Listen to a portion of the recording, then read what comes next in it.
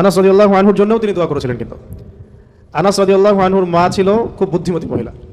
যখন তিনি মানে আমাদের নবীজি যখন মদিনায় হিজরত করে এসেছেন, তখন আনাস রাদিয়াল্লাহু আনহুর মা দ্রুত তার ছেলেকে নিয়ে গিয়েছেন, হে আল্লাহর নবী, আমার ছেলের জন্য দোয়া করে দেন। খাস করে এই যে মায়েদের ভূমিকা, আল্লাহওয়ালা মানুষদের কাছ থেকে দোয়া নিতে হয়।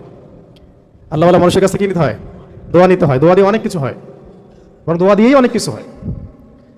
পরে যে তৌফিকটা, মানে ধরেন কেউ আপনার জন্য দোয়া করে দিয়েছে, কোনো বুজুর্গ ব্যক্তি, আল্লাহর ওলি, হয়তো ওই দোয়ার বরকতেই আপনি ওই তৌফিক পাবেন, সেই এনার্জি পাবেন, সেই লাইব্রেরি পাবেন, সেই সোহবত পাবেন, সেই বই পাবেন, সেই ফুরসত পাবেন, যাতে করে আপনি বড় আলেম হতে পারেন।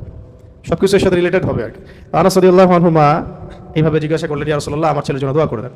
তো তার জন্য নবী সাল্লাল্লাহু আলাইহি ওয়াসাল্লাম দোয়া করেছিলেন। এরকম ছিল হয়তো বা দোয়াটা। আরেকটা বর্ণনা পাওয়া যায়, আল্লাহুম্মা বারিক ফি হায়াতিহি ওয়া ফি রিজকিহি ফি মানিহি ওয়া আমালিহি আও কামা ক্বালা আলাইহিস সালাম। অর্থ হচ্ছে যে হে আল্লাহ, আপনি তার মধ্যে বরকত দান করেন। আল্লাহ আপনি তার মধ্যে বরকত দান করেন, তার রিজিকে, আহলে, পরিবারে, জানে মালে আপনি বরকত দান করেন। কয়েকটা জায়গায় কয়েক রকম আসছে আর কি।